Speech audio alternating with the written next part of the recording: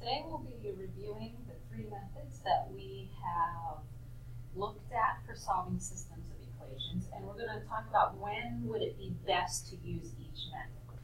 So the first method we did on day one was the graphing method. And when is it best to use the graphing method? Well, if your equations are already in slope-intercept form, y equals mx plus b, meaning that they're already solved for y, and they're small numbers that you can easily fit on a graph, that would be an ideal situation to use the graphing method.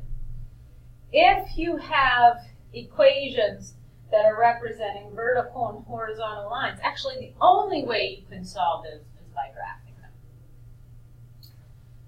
You can use the calculator to graph by going to the y equals button, graphing them on the calculator, or you can graph them by hand. But today we're going to graph our examples by hand.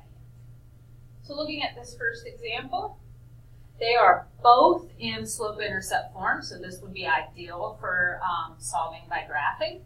I'm going to graph the first equation in purple, starting at 1, going down to over 1.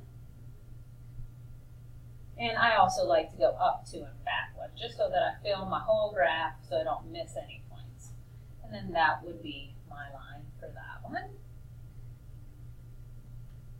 And then my second equation, I'm going to do in blue. Y equals 1/2 x minus 4, so starting at -4, and then I'm going up 1 over 2, and there I'm already finding a spot where we are intersecting. Can also go down 1, back 2. Don't really need to because I see where my intersection is. So there we go. We definitely have one solution here. And we can see where it is intersecting, which is at 2, -3. So what is my solution? It's 2, -3. It's the ordered pair where they intersect. Now the second example has a Hoy-Buck situation. The y equals 4 is a Hoy. Now how do you know when it's a Hoy-Buck situation? Well, if you only have one variable, that's when you want to go to Hoy-Bucks. So y equals 4 is a Hoy, which means it's a horizontal line going through 4. Here's my horizontal line going through 4. And then x equals a -1 is a box, which means that it is a vertical line going through x at -1. Right there. And then I can see where they intersect, and they intersect at -1, 4. Which you may also notice happens to be those points, -1, 4. So maybe not necessary to graph it once you understand that that is the point that it has to be or where they would intersect. So when do we use graphing? When it's solved for y, or when we have vertical or horizontal lines. Second method we did was substitution. Substitution is best used when we have something, one of our equations solved for y already. So if I look at this first one, this is solved for y. It says y equals 2. So this is a perfect situation for substitution.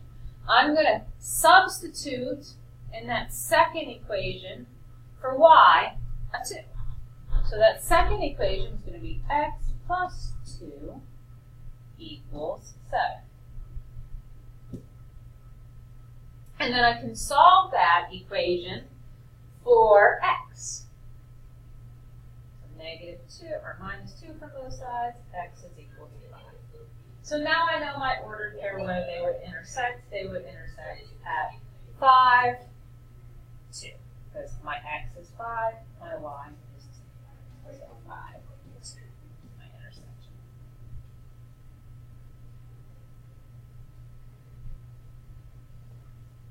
On the second example, it's a little bit more complicated, but it's still the same kind of problem. We see that we have one equation that's solved for a variable right here. It says y equals x plus 2. So in my second equation, I'm going to replace that y with that, x plus 2. So my second equation, 4x plus 3 times, instead of y, I'm putting x plus 2 in for y, That's what I did, replace that with that, equals a negative 15. Now I can solve this for x, because I only have one variable, and that's the whole goal with substitution, is to get an equation down to one variable. I'm going to distribute, plus 3x plus 6 equals negative 15. I got some like terms here. 7x plus 6 equals negative 15. Minus 6 from both sides. 7x is equal to a negative 21. Divide by 7, and x is negative 3. So I have half of my answer. I know that my x is negative 3. But I need to find my y, and I'm going to use substitution again. So I know what x is. Now I can take that number, plug it into that first equation. And you could plug it into either one. I just go with the one that's easiest to solve. So y equals, instead of x, I'm putting a negative 3 plus 2, because that's what I'm doing. I'm replacing x with negative 3. So what is y? Y is a negative 1. So my y is a negative 1, and there's my answer, negative 3, negative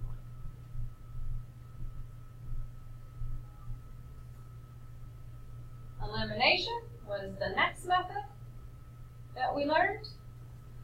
When would we use elimination? Well, when we can see that if we add the equations vertically, something is easily eliminated. So if I look at number 5, 1, they're both in standard form, so that's also important. They should be in standard form. And I can see that if I add this vertically, my x's are going to go away. And then I have 5y is equal to 5. And I can solve that for y. So y is equal to 1. So it gives me half my answer. And then to find x, I need just to plug into one of the equations. Doesn't matter which one. I'm going to do the top one. Negative 3x minus 5 times y, which y is 1, is equal to negative 5. Negative 3x minus 5 is equal to negative 5. Add 5 to both sides. Negative 3x is equal to 0. Divide by negative 3, and x is equal to 0. So that would be my answer there, 0. So my x is 0, my y is 1.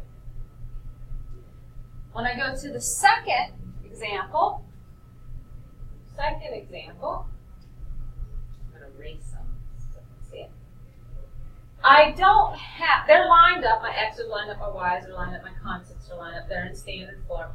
But I don't have the same thing top and bottom, so I have to modify one of these equations. I notice that I have a 2y here, and if this was a negative 2y, everything, those would cancel out, my y's would cancel out. So I'm going to multiply that top equation by 2, so that it becomes 4x minus 2y is equal to 14. And my bottom equation stays the same. Don't need to change that. Sometimes you do, but in this case I don't. Because now I can see if I add these up, my y's are going to eliminate. That's the whole point to elimination. And I have 10x is equal to 10. Divide by 10 on both sides. X is equal to 1. Once we know what x is, we know half of our answer. And then we just need to plug into one of those to find y. This time I'm going to plug into the bottom one. 6 times 1 plus 2y equals a negative 4. So that's 6 plus 2y equals a negative 4 minus 6. Some basic equation solving here. Divide by 2, and what's y going to be? Y will be a negative 5. Negative 5y. Oh. And of course, you can always, with algebra, plug the points back in and see if they work. If you have the right answer, they should work. Like I can see in the first one, if I plug in 1 and negative 5, I get 2 times 1, which is 2.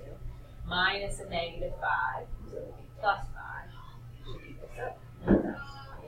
gave a couple U-dos. You can use any method you like on the U-dos. I did provide a graph for all of those. That's a good idea for you just to practice and see how well you're doing.